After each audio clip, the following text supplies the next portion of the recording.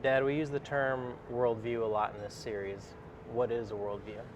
You know, the interesting thing is one day I was going to speak on the subject in Hong Kong. And as I stood up to speak, one of the lenses of my glasses fell off. I was to read a text. And there I was looking at a pair of glasses with one lens that worked and there was no lens on the other side. And everything was distorted, which was ironic because I was going to talk about a worldview, in a sense, is the lens through which you ultimately look at reality. And as we've dealt with the four issues of origin, meaning, morality, and destiny, those are the particular questions that have to be answered. And when they are put together, they form your worldview. So a worldview is a set of assumptions or assertions you have made through which you look at every choice and every decision that ultimately comes in life to shape, especially your values and your spiritual commitments that are made in your day-to-day living. It is a critical thing, and the problem is some people don't realize that they have a worldview. C.S. Lewis said about apologetics, the question is not whether you do apologetics or not, the only question is whether you have what you already do in apologetics is good or not. And that's also the case of a worldview. It's not whether you have a worldview or not, it's a case of whether the one you do have is a truthful worldview or a false one. Something that important has to be tested. So how do we do that? It absolutely has to be tested. And there are two or three things I can say here. The classical way of testing a worldview involves three steps: logical consistency, empirical adequacy, and experiential relevance. What does that mean? Your answers have to be logically consistent. They have to be empirically adequate, meaning you're able to verify them in situations like the resurrection from the dead, like the archaeological claims of the Bible, like the historicity of the Bible. So that is the empirical component in it.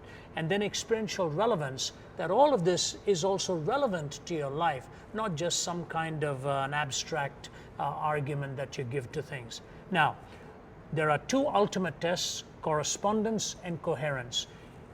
To particular questions, your answers must correspond to reality. Meaning by that, if you say, I came here in a red car and it's parked right in front of the building, that is a correspondence test I will put. I can walk out of here and see if that red car is actually there, or you're spinning some kind of a line to me on that.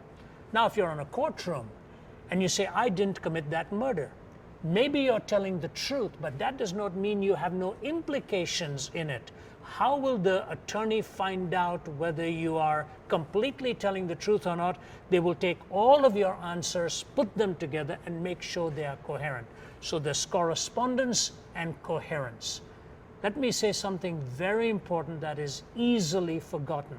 Sometimes worldviews are systemically false. The system itself is flawed, and you don't have to examine all of the details to know the worldview is flawed.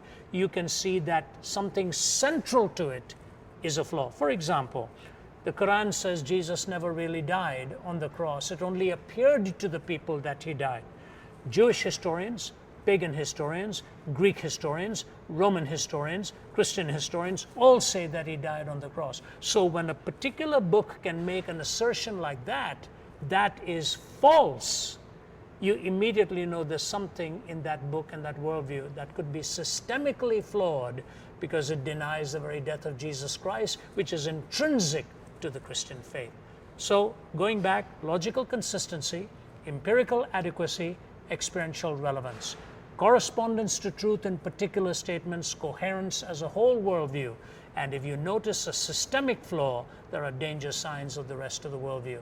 That's what I like about the Christian faith. It corresponds to reality, it coheres as a worldview, it's logically consistent, I can test it out, and it brings relevance to your life in all of the most vital pursuits that you and I engage in.